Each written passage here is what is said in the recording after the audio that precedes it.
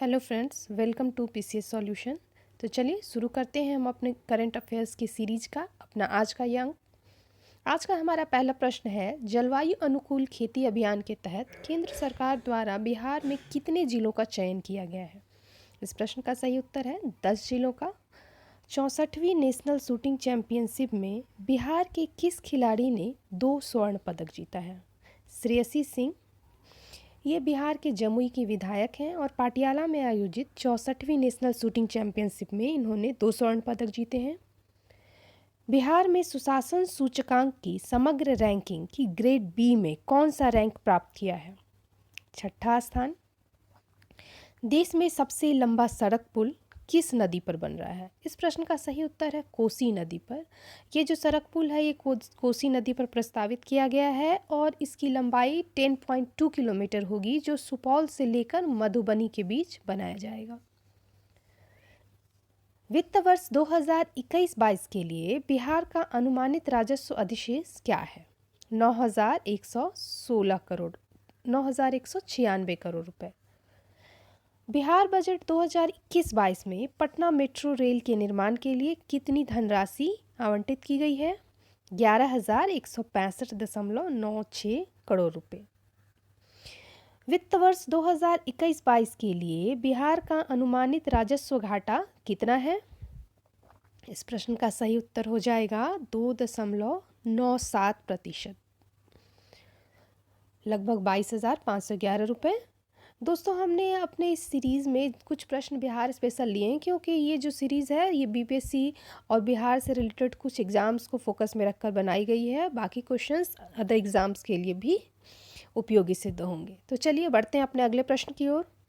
मैथिली शरण गुप्त पुरस्कार 2021 से किसे सम्मानित किया गया है। इस प्रश्न का सही उत्तर है दिलीप कुमार।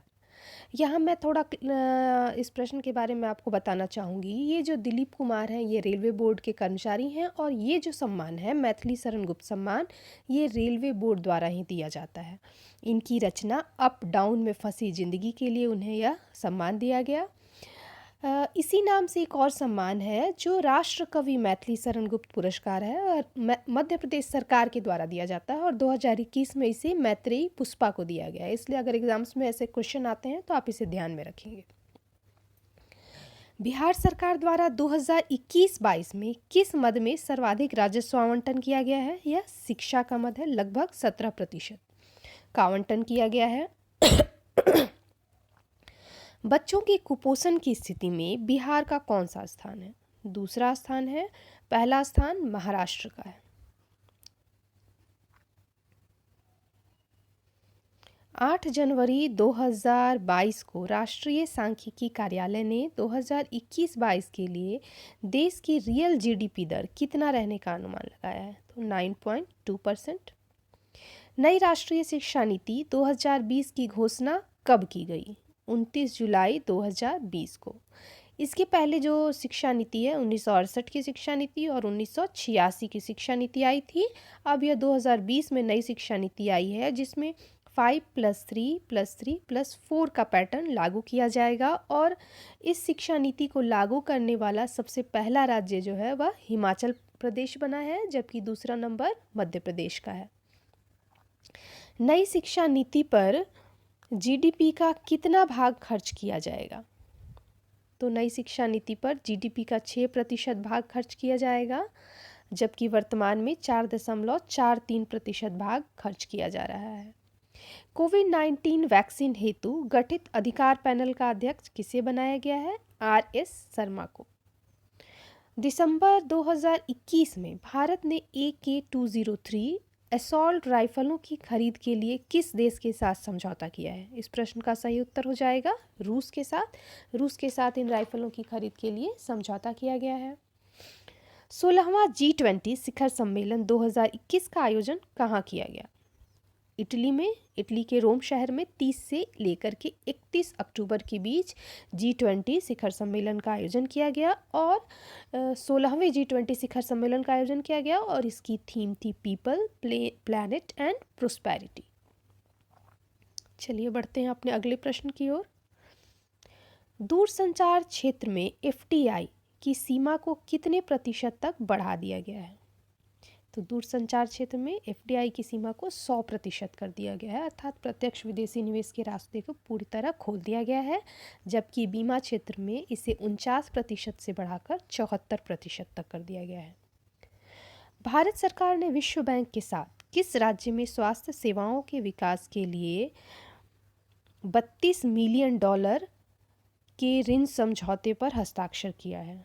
मिजोरम राज्य में स्वास्थ्य सेवाओं के विकास के लिए यह समझौता किया गया है। 14वां इंडियन प्रीमियर लीग 2021 का विजेता कौन रहा?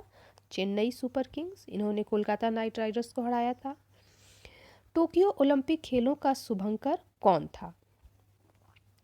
तो टोक्यो ओलंपिक खेलों का शुभंकर मिराई तोआ। भारत के नए संसद भवन का निर्माण किस परियोजना के तहत किया जा रहा है? इस प्रश्न का सही उत्तर हो जाएगा सेंट्रल विस्टा परियोजना। इस परियोजना के तहत भारत के नए संसद भवन का शिलान्यास 10 दिसंबर 2020 को प्रधानमंत्री द्वारा किया गया। इसका जो आकार है वह त्रिभुजाकार बनाया जाएगा और इसमें 1224 लोगों को के बैठने की व्यवस्था की जाएगी, जिसमें 888 लोग लोकसभा और 384 लोग राज्यसभा में बैठ सकेंगे। किस भारतीय खिलाड़ी को एमवे इंडिया का ब्रांड एम्बेसडर बनाया गया है? मीराबाई चानू को। यह एक वेटलिफ्टर हैं और मणिपुर की रहने वाली हैं। नीति आयोग के सीईओ कौन है? अमिताभ कांत। इनका कार्यकाल हाल ही में 1 वर्ष के लिए बढ़ा दिया गया है। फीफा अंडर 17 महिला वर्ल्ड कप 2021 की मेज़बानी कौन सा देश करेगा? भारत। हालांकि इसकी डेट को बढ़ा दिया गया है और अब यह 2022 में आयोजित होगा। इसी प्रकार इस श्रेणी के जो पुरुष कैटेगरी का जो मैच होगा वह पेरू में आयोजित किया जाएगा। चलिए बढ़ते हैं आज के अपने अंतिम प्रश्न की ओर। हाल ही में देश का पहला न्यूक्लियर मिसाइल ट्रैकिंग जहाज लॉन्च किया गया है, इसका नाम क्या है? तो ये है INS ध्रुव। तो दोस्तों ये थे हमारे आज के 25 प्रश्न। मैं आशा करती हूँ कि ये सभी प्रश्न आपकी आने वाली परीक्षाओं के लिए काफ़ी उपयोगी सिद्ध होंगे। तो चलिए मिलते हैं अपने अगले वीडियो में, तब तक के लिए धन्यवाद।